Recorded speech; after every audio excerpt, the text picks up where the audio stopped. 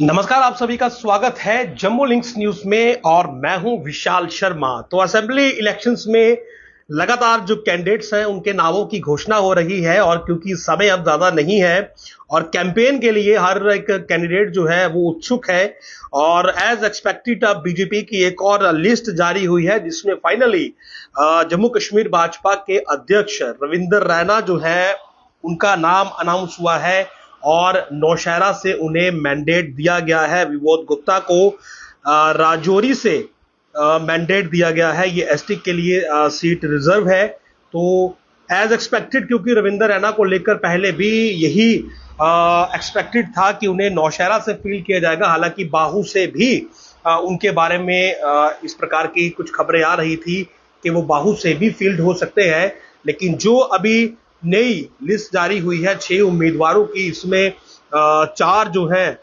वो मैं आपको बाद में बताऊंगा और ये लिस्ट भी आप देख सकते हैं। लेकिन जो मोस्ट इंटरेस्टिंग था, जिस पर कि बहुत ज्यादा स्पेकुलेशन चल रही थी कि क्या रविंदर रैना इस बार बाहू से फील्ड होंगे या फिर अपनी होम कॉन्स्टिट्यूएंसी नौशहरा से फील्ड होंगे, तो अटकलों पर पूर्ण विराम लग गया है और रविंदर रैना जो है वो नौशहरा से अब बीजेपी के एमएलए कैंडिडेट है, यानी कि इन विधानसभा चुनावों में रविंदर रैना नौशहरा से ही इलेक्शन लड़ेंगे। और हालांकि उनकी कैंपेन भी इस लिस्ट से पहले ही स्टार्ट हो चुकी थी, लगभग ये सभी को मालूम था अब कुछ 1-2 दिनों के अंदर कि रविंदर रैना ही वहां से कैंडिडेट है। कुछ विवाद भी छोटे मोटे हुए थे और विबोध गुप्ता जो है वो राजौरी, जो कि सीट एसटी के लिए रिजर्व है, वहां से फील्ड किए गए हैं।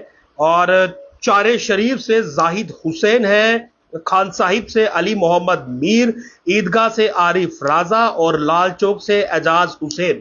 तो ये बाकी के कैंडिडेट हैं जो इस लिस्ट में अनाउंस हुए हैं। चारे शरीफ से जाहिद हुसैन, खान साहब से अली मोहम्मद मीर और ईदगाह से आरिफ राजा, लाल चौक से एजाज हुसैन। तो फाइनली ये 6 और कैंडिडेट्स के नामों की घोषणा हुई है। मुख्यतः जो एक नॉन फेज है रविंदर रैना, और क्योंकि जम्मू कश्मीर भाजपा के प्रेसिडेंट है, 3rd टर्म वो एज ए प्रेसिडेंट जो है वो बीजेपी के हैं और कहीं ना कहीं ये भी उनका एक रिकॉर्ड है।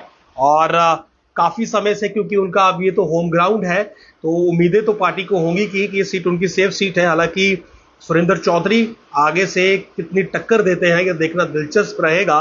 और उसके अलावा भी एनसी के कैंडिडेट भी वहां से काफी मजबूत स्थिति में दिख रहे हैं। विबोध गुप्ता को राजौरी दिया गया है और रविंदर रैना फाइनली जो है उनकी सीट, उनका मैंडेट जो है वो नौशहरा से कंफर्म हुआ है।